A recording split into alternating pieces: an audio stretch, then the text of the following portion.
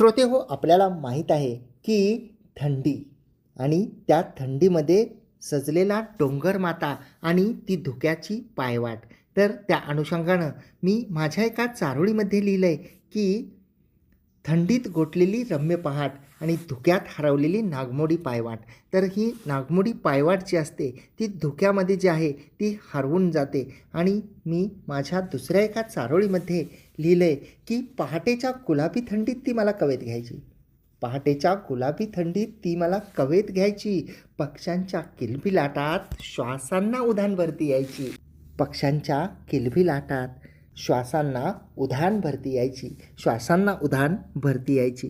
तर ही माझी चारोळी होती. आणि या माझ्या चारोळीनंतर आपण आपल्या आजच्या शोमधल्या पुढच्या एका सुंदर आणि अप्रतिम अशा रचनेकडे वळूयात, ज्या रचनेमध्ये मृणालिनी भनगे मॅडम लिहित आहेत पुणे येथून. मृणालिनी भनगे मॅडम यांनी पुणे येथून लिहिलं आहे की धुसर धुके लपेटून पहाट सजली, हवी हवीशी गुलाबी थंडी आली. वाह! धुसर धुके लपेटून पहाट सजली, हवी हवीशी गुलाबी थंडी आली. धुक्यात हरवून मजा लुटूया, पाय वाटांवर सख्या सवे भटकूया. वाह! धुक्यात हरवूनी मजा लुटूया, पाय वाटांवर सख्या सवे भटकूया.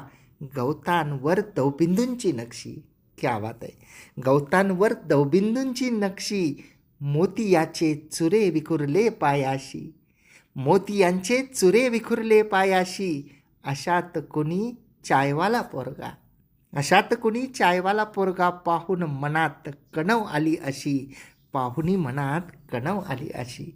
तर धुसर धुके लपेटून सजलेली पहाट आणि हवी हवीशी आलेली गुलाबी थंडी मॅडमच्या या अप्रतिम अशा रचनेमध्ये शब्दबद्ध झालेली होती. आणि मॅडमनी खूप अप्रतिम शब्दांकन करताना लिहिलं आहे की धुक्यात हरवुनी मजा लुटूया, पायवाटांवर सख्या सवे भटकूया. तर पायवाटांवर, धुक्यात हरवलेल्या पायवाटेवर सख्यासोबत भटकण्याचा आनंद हा खूप अप्रतिम, सुंदर, अवर्णनीय असा असतो. पुढच्या एका सुंदर अशा रचनेमध्ये विदुला अभय सदृष्टे दळी मॅडम लिहित आहेत मुलुंड पूर्व इथून.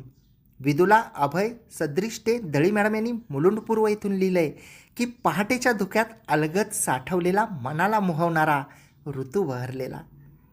पहाटेच्या धुक्यात अलगद साठवलेला, मनाला मोहवणारा ऋतू बहरलेला. गुलाबी थंडीची गुलाबी हवा, गुलाबी थंडीची गुलाबी हवा. प्रेमाच्या चांदण्यात जशी मखमली नशा, प्रेमाच्या चांदण्यात जशी मखमली नशा. वाह!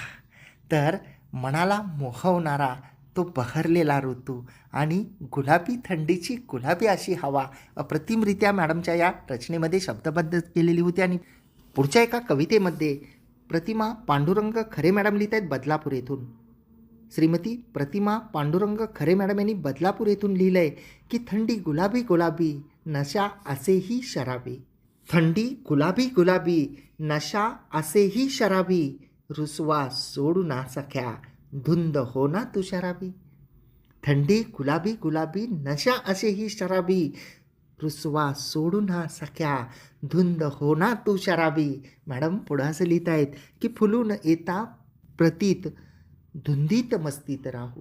फुलून येता प्रीतीत, धुंदीत मस्तीत राहू. धुंद होऊनी जीवनी, प्रीत फुलवित राहू. धुंद होऊनी जीवनी, प्रीत फुलवित राहू, प्रीत फुलवित राहू. वाह! तर गुलाबी थंडी, त्या गुलाबी थंडीची ही शराबी अशी नशा आणि रुसवा सोडून धुंद होऊन जाऊया, असं अप्रतिम असं शब्दांकन या रचनेमध्ये होतं. आणि पुढच्या एका चारोळीमध्ये सौ पल्लवी विजय पाटील मॅडम लिहित आहेत छत्रपती संभाजीनगर येथून. सौ पल्लवी विजय पाटील मॅडम यांनी छत्रपती संभाजीनगर येथून लिहिले गुलाबी थंडी या शीर्षकाखाली की गुलाबी थंडी अन काळी गर्द निशा. गुलाबी थंडी अन काळी गर्द निशा, मखमली पांघरून उजळे समाधानी, स्वप्नांच्या दाही दिशा. मखमली पांघरून उजळे समाधानी, स्वप्नांच्या दाही दिशा, स्वप्नांच्या दाही दिशा. वाह! तर गर्द काळ्या निशेमध्ये असलेली गुलाबी थंडी आणि मखमली पांघरून उजळे समाधानी, स्वप्नांची दाही दिशा. तर स्वप्नांच्या दाही दिशा उजळणारी ही गुलाबी थंडी मॅडमच्या या रचनेमध्ये शब्दबद्ध केलेली होती. आणि पुढच्या एका कवितेमध्ये प्राजक्ता अग्रेसर जोशी मॅडम लिहित आहेत जळगाव येथून. प्राजक्ता अग्रेसर जोशी मॅडम यांनी जळगाव येथून लिहिलं आहे की गाली गुलाब फुलायला कोवळी खळी अंकुरायला. गाली गुलाब फुलायला कोवळी खळी अंकुरायला. आठवणींचं हळवं ओझं अवघं आयुष्य जगायला. वाह. आठवणींचं हळवं ओझं अवघं आयुष्य जगायला. सख्याची सोवळी चाहूल. क्या बात आहे. सख्याची सोवळी चाहूल आर्तता पोहोचता मनी. सख्याची सोवळी चाहूल आर्तता पोहोचता मनी. गुलाबी थंडी हृदयी फुलते. गुलाबी थंडी हृदयी फुलते. साद देत्या प्रत्येक क्षणी. साद देत्या प्रत्येक क्षणी. वाह वाह. तर खूपच अप्रतिम असं शब्दांकन या रचनेमध्ये होतं की सख्याची सोवळी चाहूल आर्तता पोहोचता मनी. सख्याची सोवळी चाहूल आर्तता पोहोचता मनी. गुलाबी थंडी हृदयी फुलते. साद देत्या प्रत्येक क्षणी. साद देत्या प्रत्येक क्षणी. खूप अप्रतिम अशी ही रचना. आणि या सुंदर अशा रचनेनंतर पुढच्या एका रचनेमध्ये वसंत गणपतराव घाग सरांनी नायशी तालुका चिपळूण जिल्हा रत्नागिरी येथून लिहिलं आहे. वसंत गणपतराव घाग सर लिहित आहेत नायशी चिपळूण रत्नागिरी येथून. सरांनी लिहिलं आहे की ही गुलाबी थंडी गारवा देते मनाला. ही गुलाबी थंडी गारवा देते मनाला. तेव्हाच रंग चढतो खऱ्याखोऱ्या प्रेमाला. तेव्हाच रंग चढतो खऱ्याखोऱ्या प्रेमाला. तेव्हाच रंग चढतो खऱ्याखोऱ्या प्रेमाला. वाह. तर 4च ओळीमध्ये गुलाबी थंडी जी मनाला गारवा देते आणि त्यावेळी खऱ्या प्रेमाला जो आहे तो रंग चढतो. तर चढलेला प्रेमाचा रंग सरांनी शब्दबद्ध केलेला होता. आणि श्रोते हो, या सुंदर आणि अप्रतिम अशा प्रेमचारोळीनंतर पुढच्या एका कवितेमध्ये सौ सविता वीरेंद्र मानकर धार मध्य प्रदेश येथून मॅडमनी लिहिलं आहे. सौ सविता वीरेंद्र मानकर मॅडम यांनी धार मध्य प्रदेश येथून सुंदर अशा रचनेमध्ये लिहिलं आहे की सर्वप्रिय शरदाचया पांढऱ्या शुभ्र संत चांदण्यात. सर्वप्रिय शरदाचया पांढऱ्या शुभ्र संत चांदण्यात. भासे हलकी गोड मधुर चाहूल. भासे हलकी गोड मधुर चाहूल. मंद हळुवार शीतल लहर गुलाबी. वाह. मंद हळुवार शीतल लहर गुलाबी. टाके लाजत लाजत अलगत पाहूल. मंद हळुवार शीतल लहर गुलाबी. टाके लाजत लाजत अलगद पाहूल. आगमन होते हेमंत ऋतूत अशी ही जादूभरी गुलाबी थंडी. आगमन होते हेमंत ऋतूत अशी ही जादूभरी गुलाबी थंडी. हवी हवीशी वाटते सर्वांना. आनंद देते क्षणोक्षणी आहे ती मदभरी. आनंद देते क्षणोक्षणी आहे ती मदभरी. वाह. तर पांढऱ्या शुभ्र संथ अशा शरदाच्या चांदण्यामध्ये या थंडीची हलकी गोड मधुर अशी चाहूल लागते आणि मंद हळुवार शीतल लहर गुलाबी लहर घेऊन ती लाजत लाजत अलगत पाऊल टाकते. खूप अप्रतिम सुंदर असं शब्दांकन गुलाबी थंडीचं या रचनेमध्ये होतं श्रोते हो. आणि पुढच्या एका चारोळीमध्ये सोनाली सू पेडणेकर मॅडम लिहित आहेत गोवा येथून.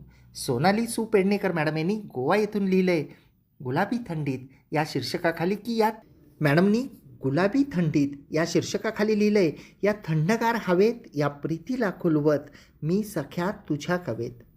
या थंडगार हवेत या प्रीतीला खुलवत मी सख्या तुझ्या कवेत. मी सुखी तुझ्या स्पर्शात. मी सुखी तुझ्या स्पर्शात. वाह.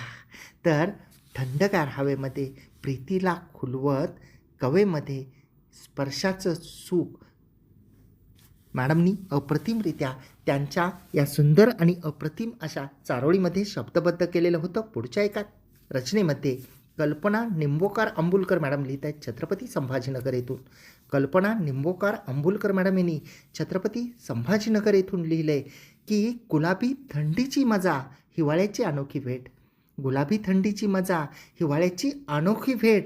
गुलाबी दिवसांची ती राणी काळजात घुसते थेट. वाह.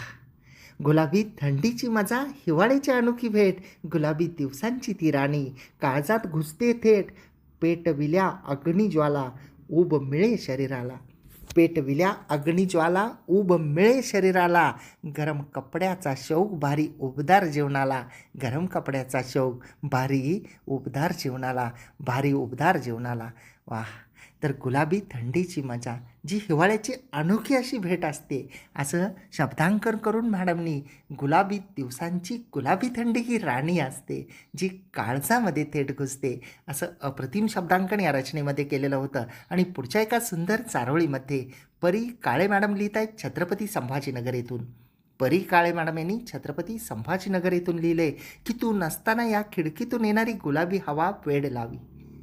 तू नसताना या खिडकीतून येणारी गुलाबी हवा वेड लावी जीवा. असण्याचा आभास नवा या गुलाबी थंडीमधला तुझ्या माझ्यातला रेशमी दुवा. या गुलाबी थंडीमधला तुझ्या माझ्यातला रेशमी दुवा. वाह. तर खिडकीतून येणारी गुलाबी हवा, जी जीवाला वेड लावते, जी नवा आभास निर्माण करते, आणि ही गुलाबी थंडी म्हणजे जणू काही तुझ्या माझ्यामधला हा दुवा आहे, असं शब्दांकन या सुंदर आणि अप्रतिम अशा रचनेमध्ये होतं श्रोते हो. आणि या गुलाबी थंडीच्या अनुषंगानं आपण आपल्या आजच्या शोमधल्या पुढच्या एका सुंदर चारोळीकडे वळतोय, ज्यामध्ये सौ सुरेखा साठे मॅडम लिहित आहेत घाटकोपर मुंबई येथून. सौ सुरेखा साठे मॅडम यांनी घाटकोपर मुंबई येथून लिहिलंय की विसाव्याच्या क्षणांची आतुरता मज आता लागली, चुकभूल झाली गेली अपेक्षेच्या आशेने ती मनात दाटली. आणि पुढच्या एका रचनेमध्ये सौ अचला धारप मॅडम यांनी रोहा जिल्हा रायगड येथून लिहिलंय. सौ अचला धारप मॅडम लिहित आहेत रोहा जिल्हा रायगड येथून. गुलाबी थंडी सांज सकाळी छान, धुक्याच्या शालीला दवबिंदूंचा साज. वाह. गुलाबी थंडी सांज सकाळी छान, धुक्याच्या शालीला दवबिंदूंचा साज. शहारल्या गार वाऱ्याने सुगंधी कळ्या, शहारल्या गार वाऱ्याने सुगंधी कळ्या. स्पर्शाने रविकिरणांच्या खुदकन हसल्या, स्पर्शाने रविकिरणांच्या खुदकन हसल्या. गुलाबी थंडीत छान गारवा हवेत, गुलाबी थंडीत छान गारवा हवेत. अशा मोहक वातावरणात सखी हवी कवेत, अशा मोहक वातावरणात सखी हवी कवेत. आरोग्यदायी हवेत मजा फिरण्याची, आरोग्यदायी हवेत मजा फिरण्याची. पर्यटनाचा आनंद देई उर्मी जगण्याची, पर्यटनाचा आनंद देई उर्मी जगण्याची. वाह. तर खूप अप्रतिम सुंदर असं शब्दांकन या रचनेमध्ये होतं की सांज सकाळी गुलाबी थंडी जी आहे ती धुक्याच्या शालीला दवबिंदूंचा साज लिहून आलेली, आणि शहारलेल्या गार वाऱ्याने सुगंधी कळ्या सुद्धा ज्या आहेत त्या खुललेल्या आहेत. तर खूप सुंदर आणि अप्रतिम अशी ही रचना होती श्रोते हो. आणि या अप्रतिम अशा रचनेनंतर आपण आपल्या आजच्या शोमधल्या पुढच्या एका सुंदर चारोळीकडे वळूया, ज्यामध्ये सौ वैशाली राजेश वाठोरे मॅडम लिहित आहेत वडव रिसोड जिल्हा बुलढाणा येथून. वैशाली राजेश वाठोरे मॅडम यांनी वडव तालुका रिसोड जिल्हा बुलढाणा येथून लिहिले की दिवसा मागून जातात दिवस नकळत असे, फुलवावे जीवन आपले आपल्याला मिळाले तसे. आणि पुढच्या एका रचनेमध्ये सौ रेखा नामदेव दहातोंडे मॅडम यांनी अहिल्यानगर येथून लिहिले. सौ रेखा नामदेव दहातोंडे मॅडम लिहित आहेत अहिल्यानगर येथून. अंगात भरली हुडहुडी उबदार शेकोटी साथीला, अंगात भरली हुडहुडी उबदार शेकोटी साथीला. गोड गुलाबी शृंगारिक आला हिवाळा आला, गोड गुलाबी शृंगारिक आला हिवाळा आला. धवल धुक्याची दुलई, धवल धुक्याची दुलई अवनीवरती पांघरली, धवल धुक्याची दुलई अवनीवरती पांघरली. दवबिंदूंच्या मोत्यांची माळ ल्याली वृक्षवेली, दवबिंदूंच्या मोत्यांची माळ ल्याली वृक्षवेली, ल्याली वृक्षवेली. वाह वाह. तर अंगात हुडहुडी भरल्यानंतर शेकोटी साथीला असते, आणि शेकोटी ही जी परंपरा आहे ती आता लुप्त होते. ग्रामीण भागामध्ये ती दिसते, परंतु शहरीकरणामुळं पूर्वी शेकोटी पेटवून त्याभोवती गप्पांची मैफिल जमायची आणि खूप छान वाटायचं. बालपणीचे ते दिवस खूप रम्य होते. आणि जसं की मॅडमनी लिहिलं आहे की धवल धुक्याची दुलई अवनीवरती पांघरली, तर अवनी ही धुक्यांची दुलई पांघरते, आणि दवबिंदूंच्या मोत्यांची माळ वृक्षवेली या ल्यातात. तर खूप अप्रतिम सुंदर असे वर्णन, निसर्गाचं वर्णन मॅडमच्या या अप्रतिम आणि सुंदर अशा रचनेमध्ये होतं श्रोते हो. आणि श्रोते हो, आपल्याला माहीत आहे आपण आज गुलाबी थंडी या विषयाच्या अनुषंगानं बोलत आहोत. तुम्ही रेडिओ पुणेरी आवाज 107.8 FM ऐकत आहात आणि तुम्ही तुमच्या आवडीच्या शोमध्ये आहात, म्हणजेच आखेड शब्दांचा या कविता व चारोळ्यांच्या यांच्या शोमध्ये माझ्यासोबत म्हणजेच RJ कैलाससोबत. आनंदी रहा, आनंद लुटा. श्रोते हो, आजच्या शोमधल्या पुढच्या एका सुंदर कवितेकडे वळूया, ज्यामध्ये रेखा विद्याधर टापरे मॅडम लिहित आहेत भोर पुणे येथून. मॅडमनी लिहिलंय, गुलाबी थंडीत हुडहुडी भरते, मनाला प्रसन्न करून जाते. गुलाबी थंडीत हुडहुडी भरते, मनाला प्रसन्न करून जाते. गुलाबी थंडी शरीराला स्पर्शते, गुलाबी थंडी शरीराला स्पर्शते. मग आठवते प्रेमाची गोधडी, मग आठवते प्रेमाची गोधडी. तर खूप अप्रतिम सुंदर अशी ही प्रेमकविता होती गुलाबी थंडी या शीर्षकाखालील. श्रोते हो, आपण गुलाबी थंडी या अनुषंगानं आपल्या ज्या जगभरातले मान्यवर आहेत त्यांच्या आलेल्या सुंदर सुंदर आणि अप्रतिम अशा रचनांचा आस्वाद घेतला. आणि आपल्याला माहीत आहे की थंडी हा ऋतू मनभावन असा असतो आणि या मनभावन अशा ऋतूमध्ये प्रत्येक जणाने काळजी घेणं हे खूप गरजेचं असतं.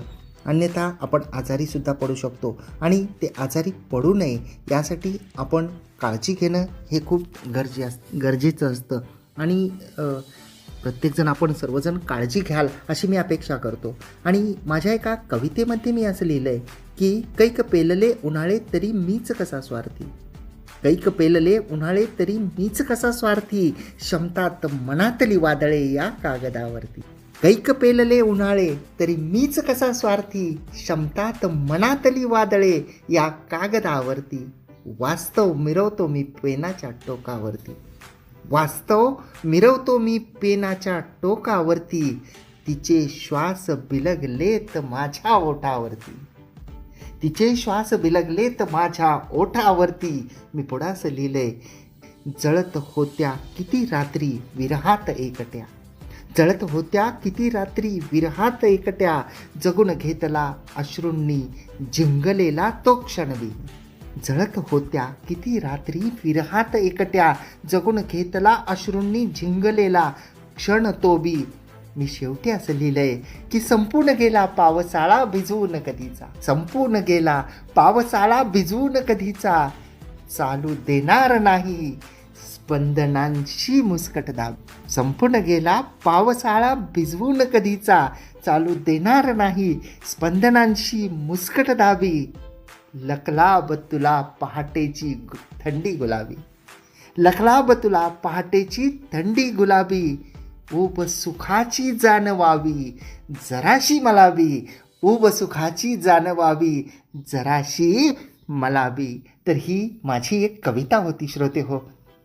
आणि जी थंडीची ऊब आहे, जी सुखाची ऊब आहे, जी आनंदाची ऊब आहे, ती प्रत्येकाला जाणवली पाहिजे.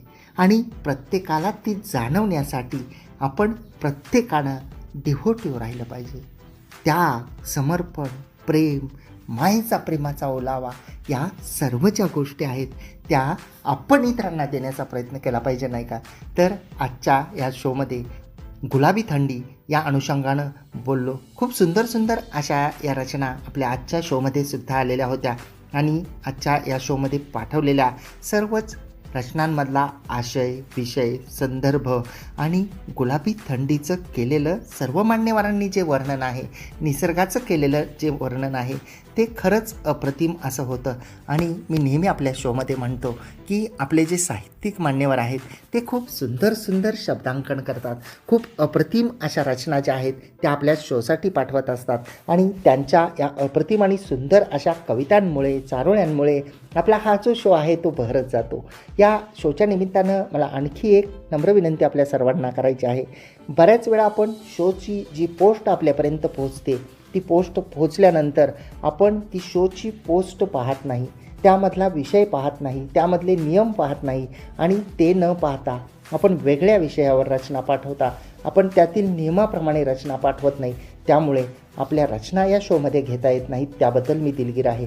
त्यामुळे जेव्हा आपण कधी शोमध्ये सहभाग घेणार असाल तर त्यावेळी आपण सर्वात आधी त्या शोची पोस्ट वाचून पाहावी, त्यातला विषय वाचून पाहावा, त्यातले जे नियम आहेत, त्यातल्या तारखा आहेत त्या वाचून पाहाव्यात आणि त्यानंतर आपण रचना पाठवावी, म्हणजे आपल्याला शोमध्ये सहभागी होता येईल. आणखी एक म्हणजे आपण 1-2 शो गॅप ठेवून सर्वांना लिहिण्यासाठी रचना पाठवण्यासाठी आमंत्रित करत असतो. तर ज्या रविवारी आपल्याला नियमामुळे रचना पाठवता येत नाही, परंतु शोची पोस्ट आपल्यापर्यंत येते, तेव्हा आपण ही शोची पोस्ट आपल्या सोशल मीडियावर आपल्या इतर मित्र, मैत्रिणी, नातेवाईक जे लिहितात त्यांच्यापर्यंत पोहोचवावी, म्हणजे जेणेकरून ते सुद्धा आपल्या या शोमध्ये सहभागी होऊ शकतील आणि त्यांच्यासुद्धा रचनांचं जे सादरीकरण आहे ते आपल्या रेडिओ पुणेरी आवाज 107.8 FM करता येईल, नाही का? तर सर्वांनी थंडीची काळजी घ्या. आणि श्रोतेहो, आजच्या शोची वेळ समाप्त होते. खरं सांगायचं तर जेव्हा आपण शो सुरू करतो, आणि हे मी दर रविवारी म्हणतो, खरंच आतून म्हणतो, आणि होतंही अगदी तसंच, की जेव्हा कधी एकदाचा रविवार येतो, कधी एकदाचा तुम्हाला भेटतो, आणि कधी एकदाचे 2 वाजतायत, तुमच्या रचनांचं सादरीकरण करतो, तुमच्याशी गप्पा मारतो, असं मलासुद्धा होतं. रविवार येतो, तुमच्या सुंदर सुंदर रचना तुमच्याकडून मला येतात, त्याचं मी सादरीकरणसुद्धा करतो, आणि तुमच्या मंत्रमुग्ध अशा रचनांचं सादरीकरण करताना वेळ कधी संपते हे कळत नाही. परंतु वेळेचं बंधन असतं. घड्याळ मला खुणावतं आहे, घड्याळ मला सांगतं आहे की आजच्या शोची वेळ संपते, आणि आजच्या शोपुरती तुला रजा घ्यावी लागणार आहे. त्यामुळं मी त्या घड्याळाचं ऐकून आजच्या शोपुरती तुमची रजा घेतो आहे. हो, पण मी तुम्हाला पुढच्या रविवारी नक्की भेटायला येईन, दुपारी ठीक 2 वाजता, आणि एका नवीन विषयासह आणि नवीन मान्यवरांसह. परंतु तुम्ही मात्र कुठेही जाऊ नका, ऐकत रहा रेडिओ पुणेरी आवाज 107.8 FM. आनंदी रहा, आनंद लुटा. RJ कैलास सोबत.